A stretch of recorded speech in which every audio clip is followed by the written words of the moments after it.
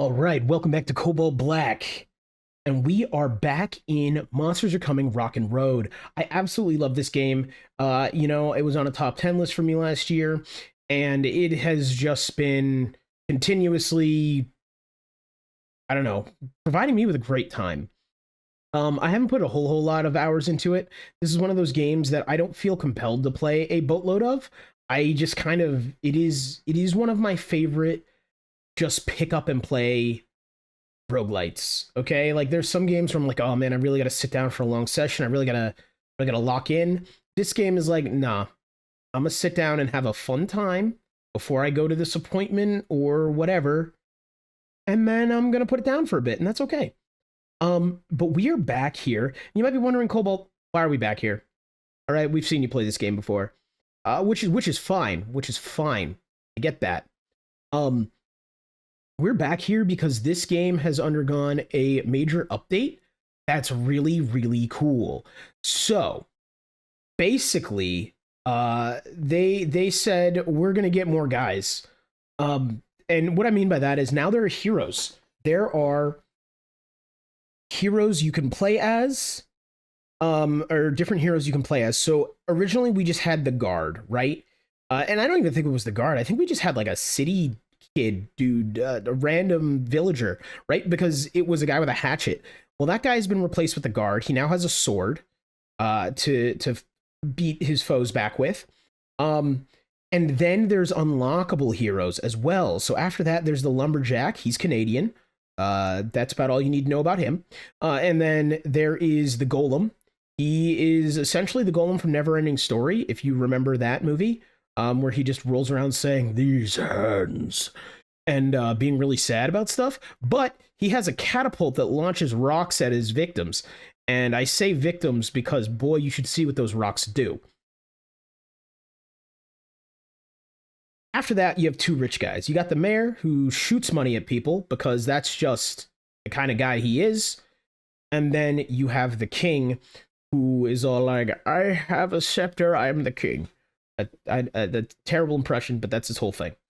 Reduce all towers' current cooldowns by for every 1 gold deposited. We take this. We are going money bags McGee over here. Um, ooh, 2 projectiles on the scepter for the king. We take those. So the king's weapon pushes enemies back. So all of these heroes have their own unique weapon. Now, that being said, the weapon once you acquire the hero, the weapon can be used on other heroes. It can roll out of the weapon chests that you roll for weapons from. So everybody can use everybody else's weapon, and that kind of creates some really cool synergies and some really cool stuff. What this really amounted to is it gives the player more agency in this game. Before, when you were just a villager, you just kind of had a hatchet, and you were just kind of hoping you could gather stuff enough that you know you you gather stuff enough that your town would do well, which is fine, which is all well and good. Um, but you didn't have that much agency yourself. Maybe you'd max attack speed and really hope that you could put that hatchet to good use, just lopping heads off, and you could kind of get there, right? Like, I'm not gonna sit here and be like, oh, the villager was useless. He just wasn't. He wasn't a hero, right? There's a difference between a villager guy and a hero. Um, and so, okay, that's huge. Our money build is going to be money bags licious now. Those weren't words, and that's fine. And so now you can kind of make a much more potent player character build while you're also making your town slap. And that is really cool to me. That is a lot more fun. I had one of my buddies, he watched my first video on this and immediately went out and got the game. It was like, yeah, I really like it, but, and I was like, but, I will admit I was very excited for this game, and I'm still excited about it. But I didn't really see the problem he saw, and it was great when he told me this, because he was like, yeah, I feel like the hero doesn't do anything. And I was like, how could you feel like the hero doesn't do anything? Okay, yeah, you're right. You're right. And that, you know, it was a little sad, but it was like, yeah, that happens. Oh, we go for more money. And so it's really cool now to see that they've added this. They've added more things that the player can make their character do and be a little bit more interesting. They've also added, I believe, new buildings and other things to the game. But personally, the most game-changing part about this update is the heroes that you can now play as. As you see, the king here is no slouch.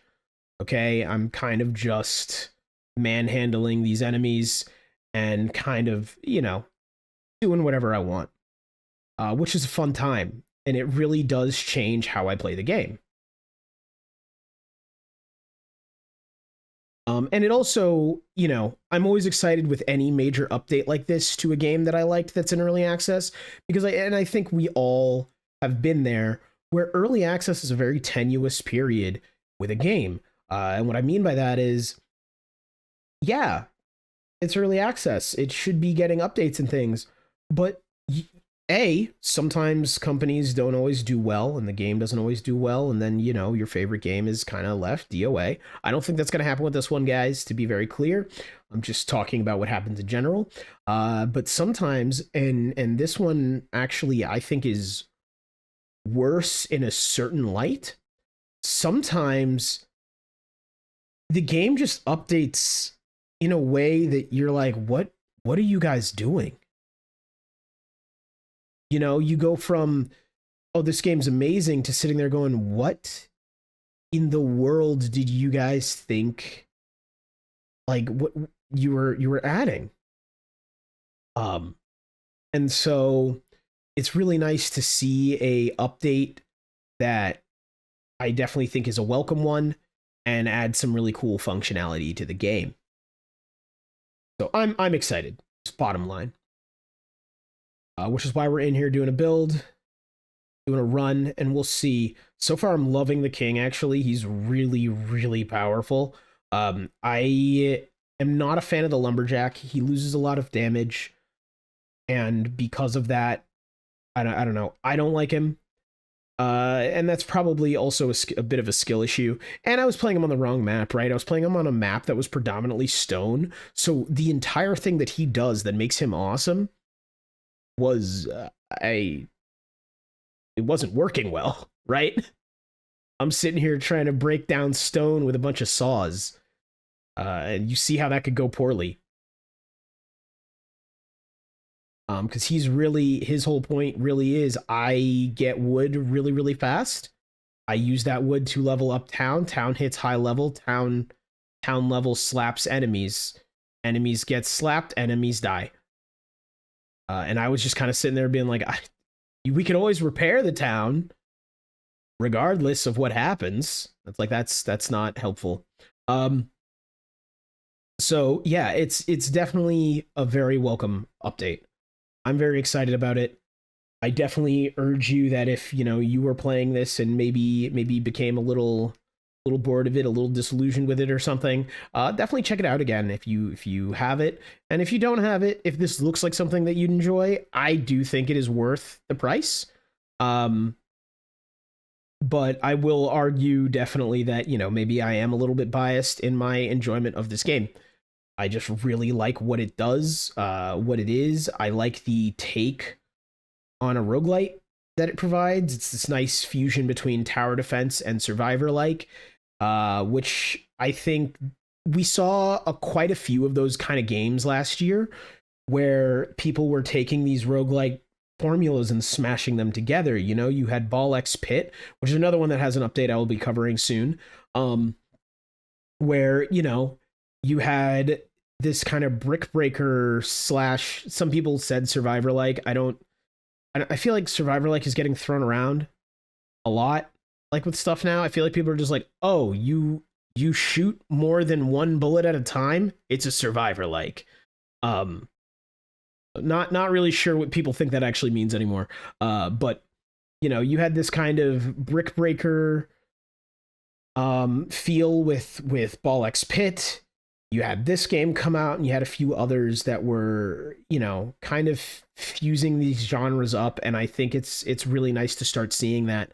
I think we're hitting a very nice point in indie gaming where you see these combinations and things that can be really cool, really fun, and kind of add something new to your typical gameplay loop. And I think this game does that very well. Oh, I don't want to die. Thank you. Keep leveling up.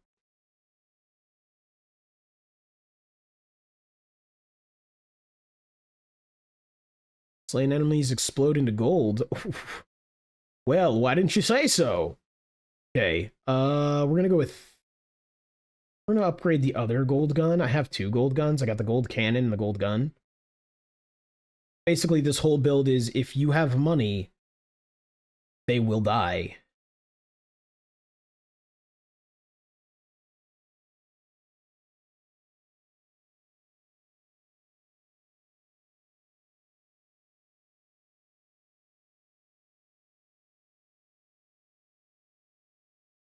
We do this. Yeah, we'll do that in case we don't want to... I need to re-roll a reward 5 times, so I think I need to just be very stupid at this upcoming shop. I need this money. I do whatever it takes for the money. I let my city down, I hurt myself, but we got money. Yeah, so we're gonna do that re-roll just because although it might have been 50 times, I don't know. I don't know what the re-roll was. Another huge thing added in the update was these relics. There's now a relic system, and it works exactly like relic systems do in most roguelites, where you get these items, and these items have these modifiers that change your run-up. So, you know, we're gonna heal up. We got money that way. We're going for the money. I should go for the stone. To be 100% honest, from what I was looking at there, I should have gone for the stone. Our castle is hurt, and I should be thinking about healing it. But hey, look, we got a bunch of stone from this fossil here. I knew that was gonna happen. That's why I did it, guys. We're not gonna talk about how I didn't know that was gonna happen.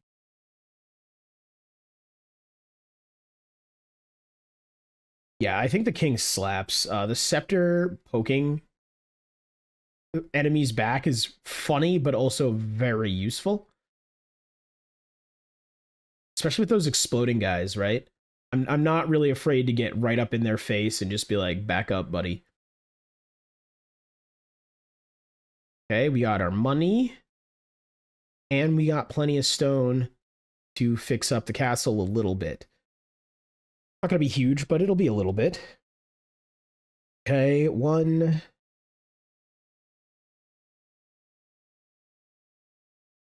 Kind of feel like I have to go with this. We're gonna come in here.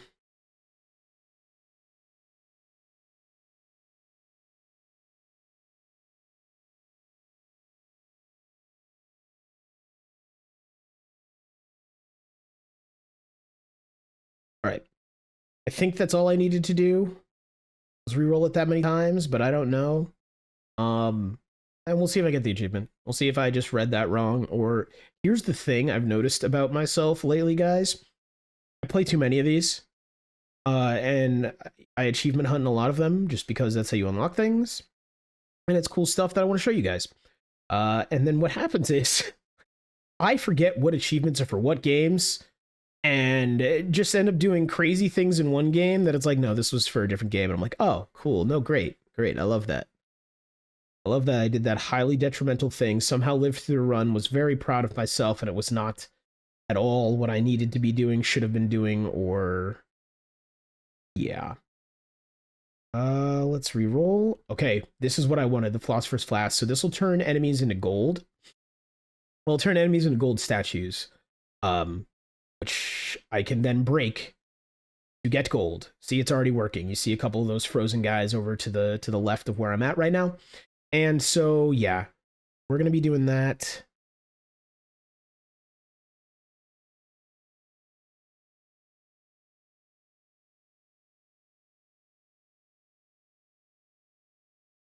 I didn't realize the gold cannon actually just shot The gold flamethrower just shot gold, but that's pretty cool.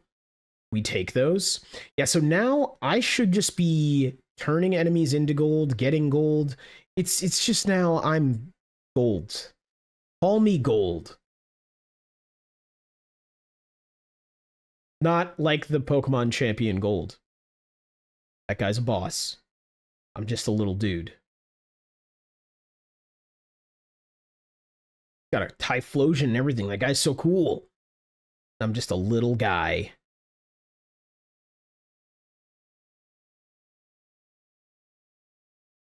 All right. We're doing okay here. We're not doing the best. But you know, I think what I need to make sure I do next time is stop, not next time, but next shelter is stop being money grubby. And I need to focus stone if I can, if I'm allowed to. It is an option. Because as you see, we're taking quite the damages, and I would like to get quite the heals.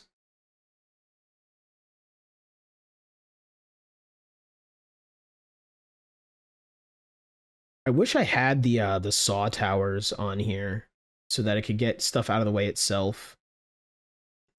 So these modifiers here they don't always feel like they're the most useful. But I think that's okay. They don't need to feel game breaking. It adds an element to buildcraft. And I think that's kind of what the key is to a good roguelite in general. Is I like having lots of elements to the buildcraft. I like being able to go, oh no, my build can't do this, but it can do these 12 other things, and isn't that really cool? We're gonna die here. There it is. Yeah, this isn't good. This isn't good, guys. This isn't good. Maybe I should have went on easier difficulty. I need an adult. I need an adult. Like, I am supposed to be the adult, but man, it's not me. Back. Everybody get back.